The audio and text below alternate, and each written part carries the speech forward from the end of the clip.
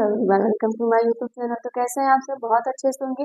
पिछली वीडियो में हमने क्लास 11th की जो चीज़ें पढ़ ली थी वो सारी चीज़ें कवर हो गई थी। मतलब हमने क्या पढ़ा था कि द्रव्यमान संख्या क्या होती है, द्रव्यमान क्रमांक क्या होता है, ये भार क्या होता था, ये सारी चीज़ें हमने जान लिया था अच्छे से। अब जो हम लोग पढ़ेंगे वो पढ़ेंगे समस्थानिक और समभारिक, मतलब आइसोटोप एंड आइसोबार।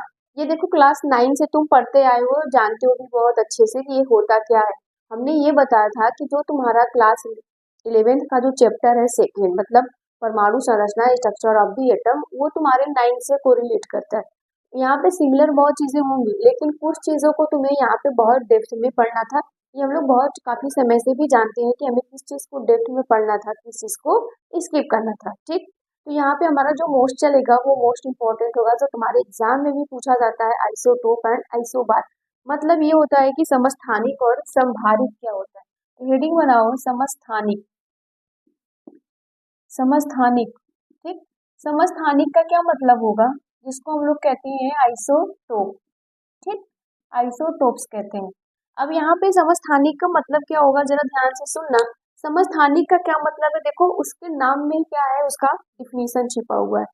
अब यहाँ पर सम का मतलब समान, ठीक, या सेम बोल सकते हो। सम का मतलब समान या सेम बोल सकते हो। स्थानिक का मतलब प्लेस, स्थानिक का मतलब यहाँ पर हो जाए प्लेस या उसका क्रमांक बोल लो।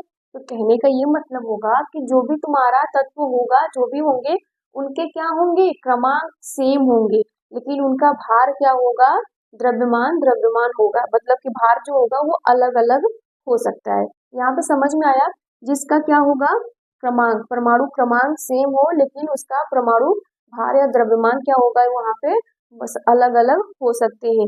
ये सारी चीजें तुमने जानी थी कि क्या होता है। ठीक, तो यहाँ पे क्या लिखोगे, समान परमाणु संख्या, लिखना इसको, समान परमाणु संख्या, लेकिन लेकिन क्या लिखोगे, भिन्न भिन्न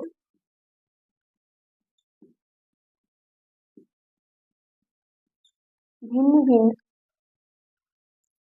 परमाणु द्रव्यमान, परमाणु द्रव्यमान संख्या वाले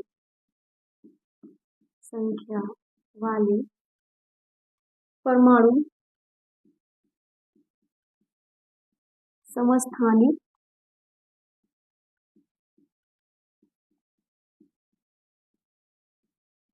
कहलाते हैं। ठीक, ये सबको मैक्सिमम आता भी होगा, क्योंकि ये 9 से पढ़ते आए हो और बहुत इजी भी है। मतलब कहने का मतलब ये होगा कि जो भी तुम्हारे पास तत्व होंगे या परमाणु होंगे, उनकी परमाणु संख्या क्या हो बताओ जल्दी से, समान हो, लेकिन उनका भिन्न भिन्न क्या हो, भार हो, उनका मास मतलब उनका द्रव्यमान क्या होगा, अलग अलग हो सकता है। जैसे यहाँ पे जरा समझो, अगर मान लो हो सकता है कि तुम्हारे घर में किसी दो बच्चे का डेट ऑफ बर्थ एक ही हो सकता है, लेकिन उनका मास अलग अलग होगा ना, उनका भार अलग अलग हो सकती है, उनकी हाइट अलग अलग हो सकती है, लेकिन डेट ऑफ बर्थ हो सकता है कि सेम हो जाए। तो यहाँ पे वही चीज है कि समस्थानिक, उनका क्या हो, स्थान सेम हो, मतलब क्रमांक सेम हो, लेकिन द्रव्यमान क्या हो, भिन्न भिन्न हो। एग्जाम्पल बता सकते हो, जो एग्जाम्पल होता है जिसके बारे में हम लोग बहुत अच्छे से जानते हैं, वो होता है हाइड्रोजन। ठीक, हाइड्रोजन कितना होगा, 1 1।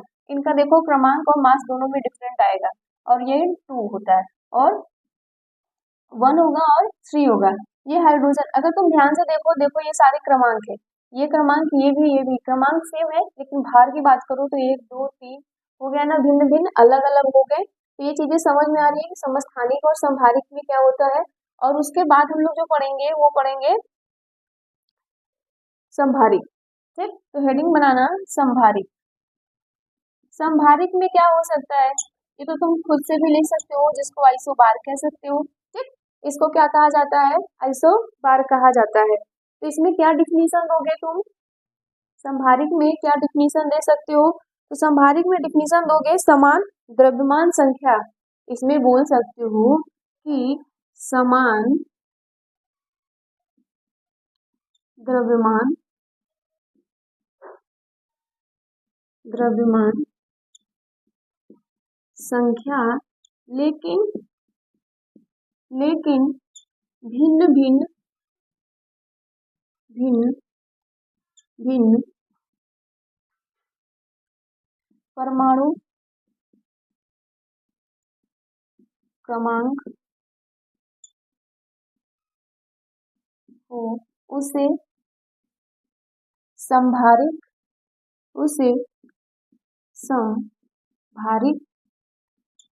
कहते हैं। ठीक, अब यहाँ पे भी वैसे ही है, सम का मतलब सेम हुआ, भार का मतलब भार, उसका भार सेम होना चाहिए। क्या तुम इसमें और एग्जाम्पल लिख सकते हो? बिल्कुल लिख सकते हो, जैसे कार्बन।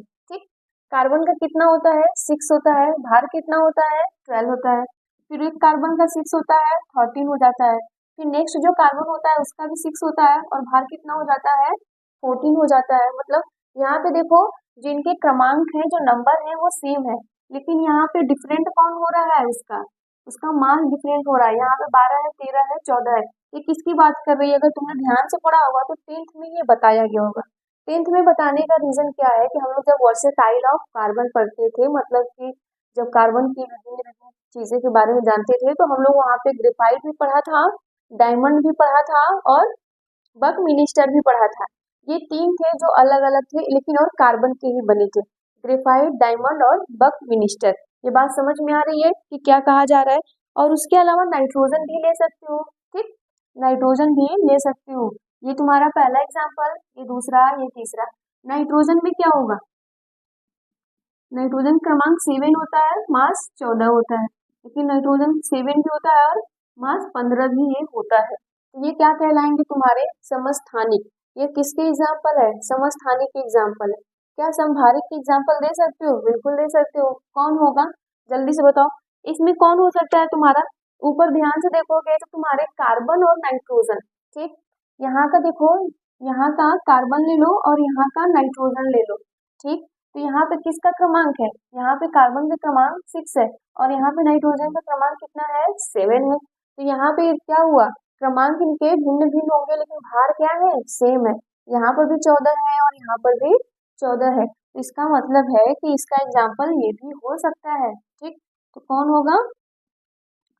6, 14 और नाइट्रोजन 7 है, ये भी 14।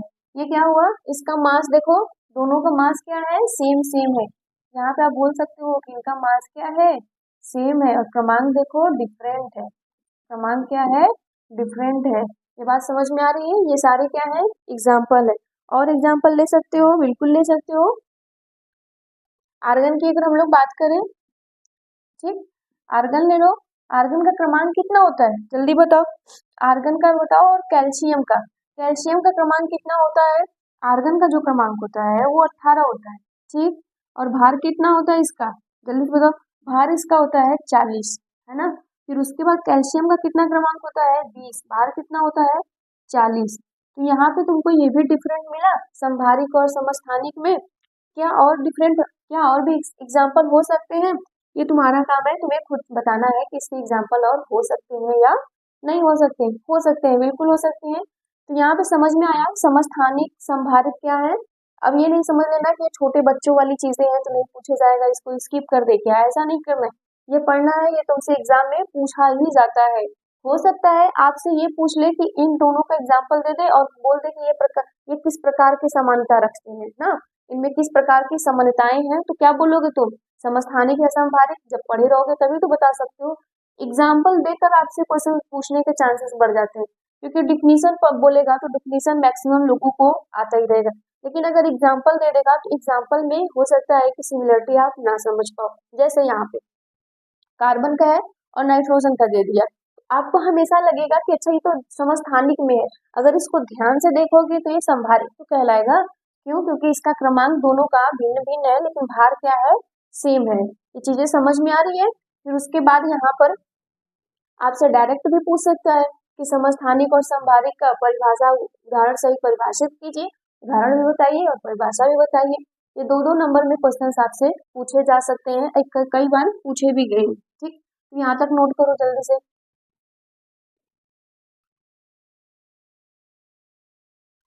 चलो अब नेक्स्ट हम लोग जो बात करेंगे वो बात करेंगे सम न्यूट्रॉनिक। ठीक, सम न्यूट्रॉनिक, तो हेडिंग क्या बनाएंगे आप, सम न्यूट्रॉनिक। न्यूट्रॉनिक का मतलब क्या हो रहा है, न्यूट्रॉन की बातें हो रही है, ठीक। सम का मतलब सेम, तो आप क्या बोलोगे, जैसे पहले समहारिक और समस्थानिक को डिफाइन किया था, बिल्कुल उसी तरह इसको भी हमें डिफाइन करना है। बहुत इजी है, इसको कर सकते हो। तो यहाँ पे आप बोल सकते हो ऐसे नाभिक जिनमें केवल न्यूट्रॉनों की संख्या समान हो। बोला जा रहा है कि ऐसा नाभिक जिनमें केवल न्यूट्रॉनों की संख्या समान हो, उसे हम लोग कहेंगे सम न्यूट्रॉनिक।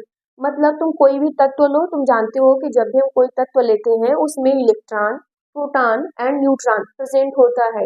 एक एक्सेप्शन है, किसको छोड़ के, हाइड्रोजन को छोड़ के, ठीक है। तो यहाँ पर वही चीज बोल रहा है कि आपको सम न्यूट्रॉनिक बताना है, जिसमें ऐसा कोई भी हम तत्व या कोई भी परमाणु ले ले, उसके नाभिक में क्या हो, इलेक्ट्रॉन सेम हो, सॉरी न्यूट्रॉन क्या हो, सेम हो, ये चीजें हमें बतानी है। तो आप क्या लिखोगे, ऐसे ऐसे नाभिक जिनमें या जिसमें न्यूट्रॉनों की संख्या समान हो, ठीक। न्यूट्रॉनों की संख्या समान हो, उसे सम न्यूट्रॉनिक कहते हैं, ठीक। पिछले वीडियो में आपने देखा था कि हम कैसे किसी भी तत्व के न्यूट्रॉन को निकाल सकते हैं, ठीक है। अब जैसे हम लोग यहाँ पे बात कर लें, जरा सुनना ध्यान से, कार्बन की बात करें तो कार्बन का क्रमांक कितना होता है, 6 है, ठीक। भार कितना होता है, 12। अब न्यूट्रॉन निकालने की हमें बात करनी होती है। न्यूट्रॉन जब भी हम निकालते हैं बेटा, तो उसका क्या होता है फॉर्मूला, A माइनस जेड होता है। ए किसको डिफाइन कर रहा है, ए किसको रिप्रेजेंट करता है, मास को।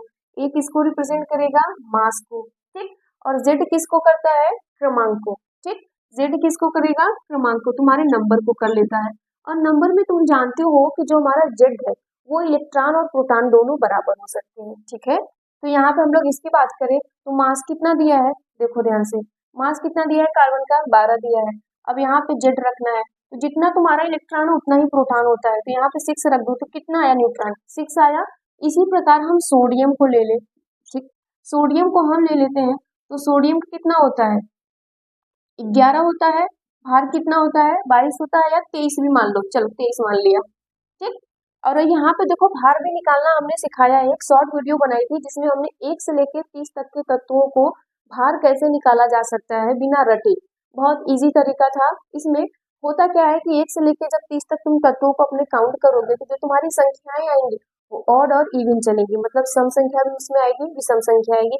सम संख्या जो आएगा उसका जो क्रमांक होगा उसमें तुम 2 का गुणा कर दो, वो तुम्हारा भार आ जाएगा। कुछ एक्सेप्शन भी था, चाहो तो तुम उसको देख भी सकते हो, ठीक। और जब ऑड आएगा तो ऑड में क्या करना है, जितना तुम्हारा क्रमांक हो 2 से गुणा करो, उसमें 1 प्लस कर दो। तो सेम वैसे ही है बेटा, यहाँ पे 11 क्या है, विषम संख्या है, तो इसका क्या करोगे, तो 2 से गुणा कर दोगे तो कितना आएगा, 22 आएगा, और 1 उसमें जोड़ दो तो 23 आ जाता है, ठीक। सोडियम का भार हो जाता है। अब इसका हमें निकालना है कि न्यूट्रॉन कितना होगा, 23 है, 23 में से तुम्हें 11 घटाने हैं तो कितना आएगा, 12 आएगा ना, तो ये 12 न्यूट्रॉन होंगे। यही हमें बताना है कि न्यूट्रॉनों की संख्या क्या होगी, ठीक है। तो अब हमें यहाँ पे कुछ एग्जाम्पल लेने हैं, क्या कर रहे हैं, कुछ एग्जाम्पल लेने हैं। तो एग्जाम्पल के लिए हम लोग क्या करेंगे, यहाँ पे हाइड्रोजन ले लिया जाए, तो यहाँ पर हम लोग हाइड्रोजन ले रहे हैं, ठीक। ये हाइड्रोजन कहाँ पर ले रहे हैं, जो आइसोटोप में जो हम लोग क्या ले रहे थे, समस्थानिक में जो हाइड्रोजन लिए हैं वो उसकी बात कर रहे हैं। फिर इसके बाद हीलियम ले लो, ठीक। यहाँ पर हीलियम ले लो, हीलियम का 2 होता है, भार कितना होता है, ठीक, 4 होता है। लिथियम को भी ले सकते हो, ठीक। लिथियम का कितना होगा, 3 होता है ना, यहाँ पर लिथियम का कितना होता है, 3 होता है। और भार कितना होता है बताओ, 7 हो जाए। फिर यहाँ पे ले लो, Br ले लो, यहाँ पे 4 हो जाए। ऐसे इन सब का ले सकते हो, तो मास ये सब कैसे हो सकते हैं। अब अगर हम बात करें यहाँ पे लिथियम में और इसकी बात करें, चलो अब हमें न्यूट्रॉन निकालना है, यही वाला लगाते हैं। ये न्यूट्रॉन निकालने के लिए ये प्रोसेस करते हैं। अब यहाँ पे भार कितना है, 3 है, ये कितना है, 1 है, ठीक। अब देखो भार कितना लिया हाइड्रोजन के लिए, 3 है, और क्रमांक क्या है, जेड की जगह 1 रखा। तो हम जब न्यूट्रॉन निकालेंगे तो कितना आएगा, यहाँ पे 2 आएगा हाइड्रोजन के। फिर उसके बाद अगर हम यहाँ पर बात करें, यहाँ पे हीलियम की आ जाते हैं। जब हीलियम की बात करते हैं तो सेम प्रोसेस वही चीज करेंगे। तो यहाँ पे क्या करना है, मास कितना हो गया, 4 हो गया, और जेड की जगह 2 रखेंगे। 2 आ रहा है कि नहीं, तुम ध्यान से देखो, सब में सब वही चीज आ रही है, ठीक है। ये दोनों क्या हुए, ये न्यूट्रॉनों की संख्या इनमें समान है और इन दोनों में इनमें समान है। तो यहाँ पे तुम क्या रखोगे, 7 रखोगे, 7 में से 3 माइनस करोगे 4 आएगा, और यहाँ पे 8 रखोगे, 8 में से 4 घटाओगे 4 आएगा, ठीक है।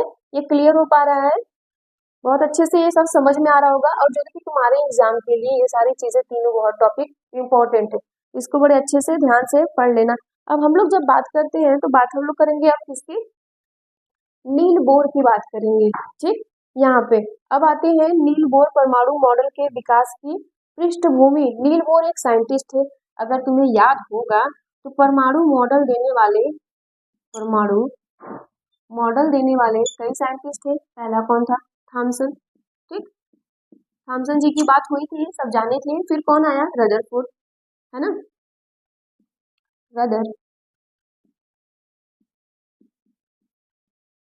रदरफोर्ड की बात कर रहे हैं। अब नील बोर की बात करते हैं।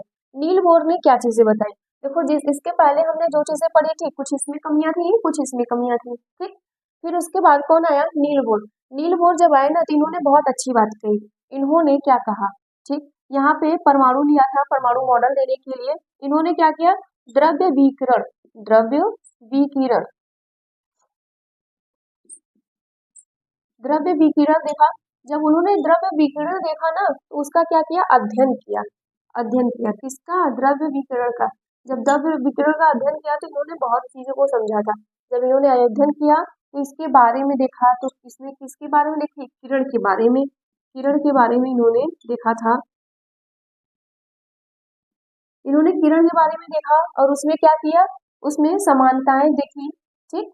उसमें क्या किए, अणुओं पर या परमाणुओं पर, अणु हो गया या तुम्हारा कोई भी परमाणु हो गया, उस पर इन्होंने प्रयोग किया। जो प्रयोग किया तो उसमें उन्होंने क्या बताया, परमाणु संरचना बताई। क्या बताई, परमाणु संरचना, ठीक। परमाणु संरचना दिया। परमाणु संरचना से जो भी उनको सूचना मिली बेटा, जो भी उनको इस बात को देखो, ये मैं जो बता रही हूँ ना, ये बस आपको समझाने के लिए कि इन्होंने किया क्या था। अभी तुम्हारा नोट्स अच्छे से दिया जाएगा, परेशान नहीं रहो। तो यहाँ पे इन्होंने जो सूचना मिली उससे उपयोग में लाया, उसे क्या किया इन्होंने, उपयोग में लाया। और जो भी उपयोग में लाया तो इन्होंने क्या किया, रदरफोर्ड की जो भी कमियां थी उन कमियों को दूर किया। क्या किया, उन कमियों को दूर किया। तो नील बोर ने बहुत अच्छा बताया था सारी चीजें परमाणु मॉडल के बारे में, जो अब तक हम लोग नहीं जानते थे, लेकिन अब हम लोग पढ़ेंगे। तो इन्होंने 2 चीजें की थी, मतलब नील बोर ने अपने अध्ययन के अनुसार से 2 बिंदु प्रकट किए थे। 2 बिंदु प्रकट करने का मतलब है कि उस पर टिप्पणियां की थी, बताई थी। कौन, विद्युत चुंबकीय तरंग किरणें, ठीक। विद्युत चुंबकीय तरंग किरणें देखा गया था, इधर लिख दे, ध्यान से सुनिएगा। ये हो गया विद्युत चुंबकीय तरंग किरण या किरण कह लो, ठीक। इन्होंने पहली बात ये कही कि विद्युत चुंबकीय तरंग किरण होगी। तो इन्होंने ये बताया कि वो जो होगा ना वो डुअल नेचर का होगा। कैसा होगा, डुअल नेचर का होगा। मतलब इसमें बोल सकते हो द्वैत वाली की बातें हो रही है। यहाँ पे पार्टिकल्स की जब लोग बात करते हैं तो डुअल नेचर की बात होती है, कण की। तो इन्होंने इस एक में देखा कि कण भी है उसमें और तरंग भी है, और कौन है, तरंग भी है, इसकी बात की। फिर इन्होंने जो दूसरी बात की थी वो स्पेक्ट्रा की बात की थी ना, स्पेक्ट्रम। ये सारी चीजें हम लोग अब समझेंगे, स्पेक्ट्रम ये सब क्या होता है। तो किसकी बात बताई थी, स्पेक्ट्रा,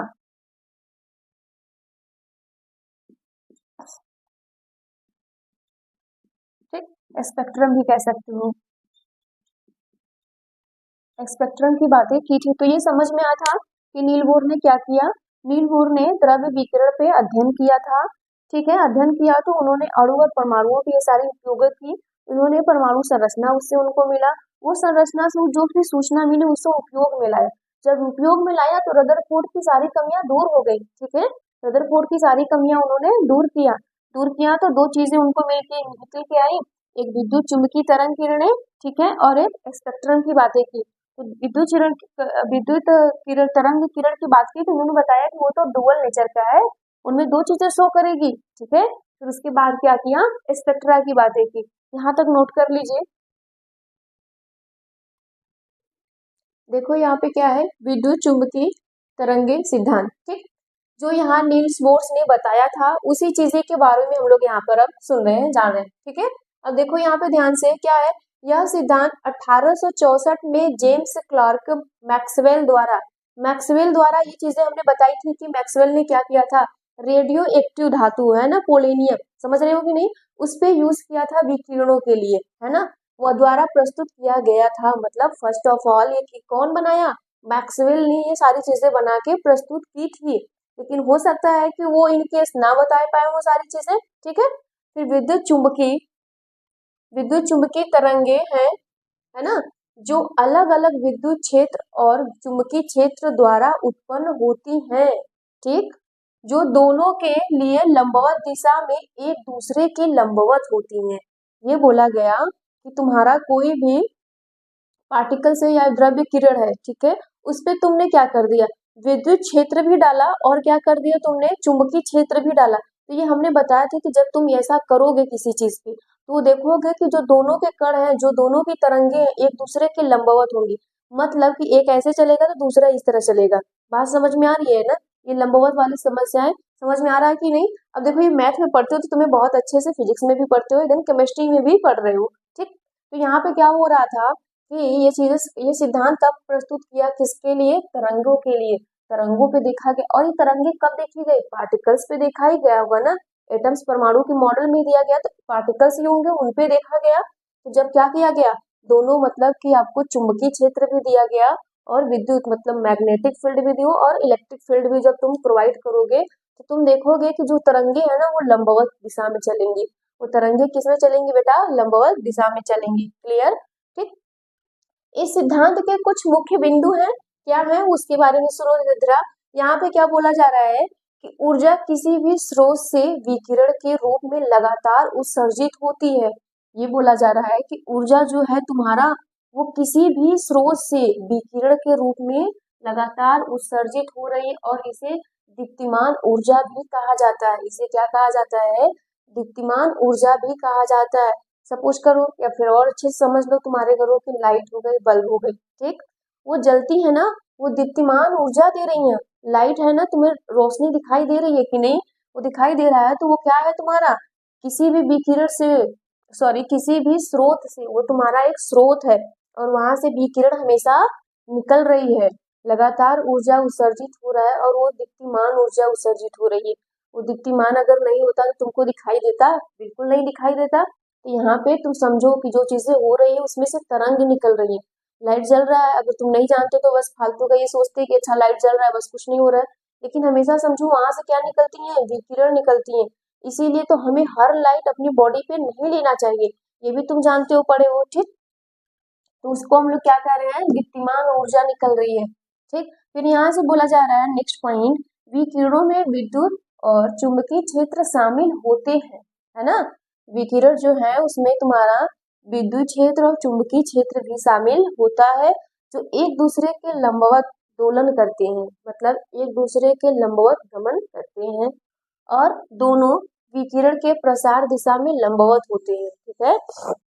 दोनों की दिशा जब प्रसार की जाती है तो वो हमेशा लंबवत चलेंगे। अब तुम जान रहे हो तो कि जब कोई भी विकिरण निकलती है तो वाइब्रेट करके निकलती है, ऐसे ऐसे ऐसे, है ना, लहरें जो देखी हो ना, शिखर और गर्त, मतलब समझते हो कि नहीं, शिखर और गर्त ऊपर वाली बात हो रही है। अब फिर यहाँ पे बोला जा रहा है कि विकिरणों में तरंग चरित्र होता है ना, उनके चरित्र में क्या होता है, विकिरणों के तरंग होती हैं, ये बात समझ में आ रहा है कि नहीं, वो तरंग होती है। और प्रकाश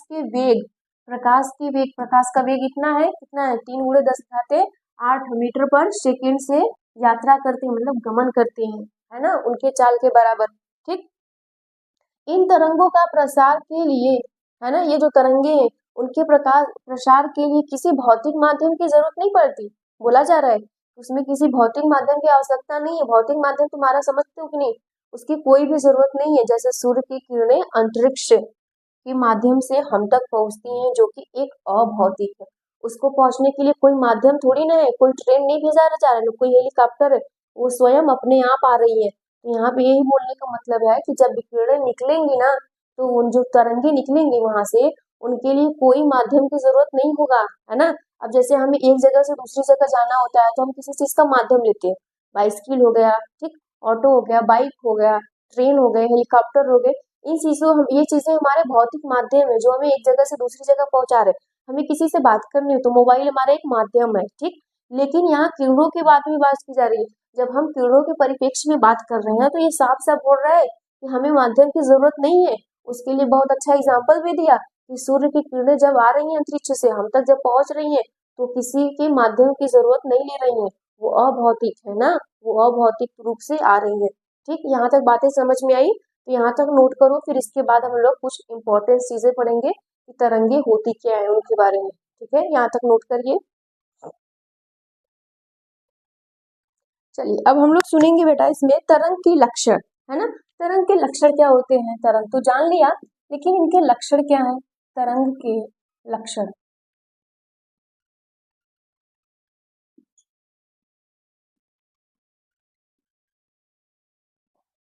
तरंग के लक्षण, ठीक। अब तरंग के लक्षणों में हम लोग जानते हैं तो पहला इसमें होगा तरंग दैर्ध्य, तरंग दैर्ध्य, ठीक, जिसको हम लोग लेमडा से रिप्रेजेंट करते हैं। किससे रिप्रेजेंट करते हैं, लेमडा से। ये होता क्या है तो आप ये बोलोगे दो लगातार शिखरों या गर्तों के बीच की दूरी, है ना। बोला जा रहा है कि इनमें बोला जा रहा है ये कि जब दो लगातार शिखर और गर्तों के बीच की जो दूरी होगी उसी को हम लोग कहेंगे तरंग दैर्ध्य, जिसे हम लोग लैम्डा से दर्शाते हैं या प्रदर्शित करते हैं। ठीक, तो लिखिएगा दो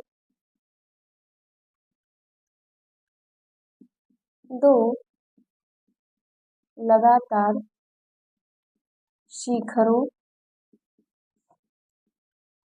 और गर्तों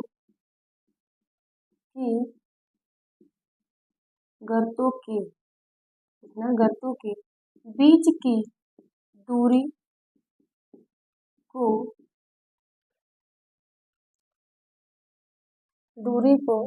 तरंग दैर्ध्य कहा जाता है। लगातार शिखरों या ना शिखरों या गर्तों, चलो और नहीं करते हैं यहाँ पे, शिखरों या गर्तों के बीच की दूरी को तरंग दैर्ध्य कहा जाता है, जिसे लैम्डा से दर्शाया जाता है। ठीक, समझ में आ रहा होगा ना। तो यहाँ पे समझो ये तुम्हारा क्या रहा है, ऐसे चलो लाइन खींच दिए, अब यहीं से तुम्हारा ऐसे तरंग निकल रही है ना। ऐसे ही तुम्हारा क्या कर रही होंगी, तरंगे निकल के जा रही होंगी। तरंगे तो ऐसे ही जाती है ना वाइब्रेशन में। तो बोला जा रहा है कि ये तुम्हारा कौन है, शिखर है। ये कौन है, शिखर, और ये कौन है, गर्त है। ये शिखर, ये गर्त, ये शिखर, ये गर्त। तो यही बोला जा रहा है कि दो लगातार शिखरों या गर्तों, मतलब ये दो लगातार शिखर है, ये दो लगातार शिखर है, ये शिखर है, ठीक, ये गर्त है दोनों नीचे के, है ना, जिनके बारे में जानते हो। इनके बीच की दूरी को ही क्या कहा जा रहा है, तरंग दैर्ध्य कहा जाता है। ये तुम्हारा 0 पॉइंट रहा, ये तुम्हारा 1 पॉइंट रहा, ठीक। इनके बीच की दूरी होती है, तो जो दूरी होगी 0.2 होगी, 0.24, 0.26, 0.8 ऐसे करके होता है। 0.2, 0.4, 0.6, 0.8 ऐसे करके तुम्हारा ये सीरियल चलता रहेगा। यही तुम्हारा क्या है, तरंग है, और तरंग दैर्ध्य के बीच में दूरियां बता रही है। अब नेक्स्ट जो तुम्हारा आएगा वो आता है, वो यहाँ पर आएगा फ्रीक्वेंसी, जिसको क्या कहते हो, फ्रीक्वेंसी को क्या कहते हो, आवृत्ति। आवृत्ति क्या होती है, यहाँ पे आवृत्ति। अब आवृत्ति को जानते हैं, आवृत्ति को हम लोग V से रिप्रेजेंट करते हैं, ऐसे किससे रिप्रेजेंट करते हैं, V से। तो ये क्या होता है, यह बोला जाता है यह एक सेकेंड में किसी दिए गए बिंदु से गुजरने वाली तरंगों की संख्या है। बोला जा रहा है कि एक सेकेंड में किसी भी बिंदु से गुजरने वाली तरंगों की संख्या है ना। एक सेकेंड में जिस बिंदु से निकल के दूसरे बिंदु तक जा रही है और कितना जा रही है वो क्या कहलाएगा, तुम्हारा आवृत्ति कहलाएगा। क्या कहलाएगा बेटा, आवृत्ति कहलाएगा। तो यहाँ पे लिखिएगा इसको कि क्या कहते हैं। ध्यान से देखो, आवृत्ति क्या हो रही है, यह एक सेकेंड में किसी दिए गए बिंदु से गुजरने वाली तरंगों की संख्या है। एक सेकेंड में जो तुम्हारा बिंदु दिया गया है उससे कितनी तरंगे निकल रही हैं उसी को हम लोग कहते हैं आवृत्ति। आवृत्ति की इकाई क्या है, हर्ट्ज। ठीक, क्या है, हर्ट्ज है। फिर या फिर तुम बोल सकते हो चक्र पर सेकेंड। ठीक है, फिर उसके बाद जो हम लोग जानेंगे वो बोलेंगे तरंग संख्या। हेडिंग क्या बनाइएगा, तरंग संख्या। अब ये तरंग संख्या क्या होती है, सेम इसी तरह है, बस थोड़ा सा डिफरेंट है। तरंग संख्या ये बोला जाता है, यह एक इकाई चक्र में तरंगों की संख्या है। यह एक इकाई चक्र में, लिखेंगे क्या, यह एक इकाई चक्र में तरंगों की संख्या है। ठीक बात, ये क्या बोला जा रहा है कि एक इकाई में, सॉरी एक चक्र में तरंगों की संख्या है ना। इसको हम लोग, जिसको हम लोग कहते हैं 1/λ। ठीक, ये इससे हम लोग रिप्रेजेंट कर रहे हैं इसको। तो यहाँ पे बोला गया कि अच्छा एक तुम्हारा चक्र है और उसी में जितना ये तरंगे घूम रही हैं उसी की संख्या बोली जा रही है, उसी की वह क्या बोली जा रही है, संख्या। उसको क्या कहते हैं हम लोग, तरंग दैर्घ्य। अब यहाँ पर आती है बात की वेग क्या होता है और इसका आयाम क्या होता है। तो यहाँ तक नोट करिए, फिर बताते हैं कि वेग और आयाम क्या होता है। देखिए यहाँ पे वेग क्या है, वेग तरंग के वेग को तरंग द्वारा एक सेकेंड में तय की गई दूरी, और दूरी कैसी होनी चाहिए, रैखिक, सीधी। ठीक, रैखिक दूरी के रूप में परिभाषित किया जाता है। इसे सी द्वारा प्रदर्शित किया जाता है और मीटर पर सेकेंड में व्यक्त किया जाता है। ठीक, बोला जा रहा है कि मान लीजिए ये तुम्हारा कोई तरंग है, यहाँ से निकल रहा है और सीधी रेखा में गमन करे, यहाँ तक पहुंचे, और इसी को हम लोग क्या कह रहे थे, दूरी कह रहे हैं। इसी को हम लोग क्या कह रहे हैं, दूरी कह रहे हैं। ठीक, फिर आयाम क्या होता है ना। तरंग का आयाम शिखर की ऊंचाई या माध्यम की गहराई, मतलब शिखर और गर्तों की कितनी ऊंचाई पे वो ऐसे ऐसे जब वाइब्रेट करके ऐसे ऐसे वाइब्रेट करके जाता है, तो बोला जा रहा है कि उसकी कितनी ऊंचाई पे जा रहा है और कितनी गहराई पे जा रहा है, उसी की बात हो रही है। इसे v द्वारा प्रदर्शित किया जाता है, दर्शाया जाता है, और लंबाई की इकाई में व्यक्त किया जाता है। और लंबाई की इकाई में क्या किया जाता है बेटा, इसको व्यक्त किया जाता है। तो आज के लिए हम लोग इतना ही रहने देते हैं। इसके बाद हम लोग पढ़ेंगे ब्लैक बॉडी, है ना। ब्लैक बॉडी ये सब क्या होती है, नाम सुने हो, जानने में फिर जानने का भी बहुत मन करता है, लेकिन इसके बारे में हम लोग नेक्स्ट वीडियो में पढ़ेंगे। यहाँ तक कोई भी डाउट होगा तो जरूर कमेंट में बताना। ठीक, थैंक यू।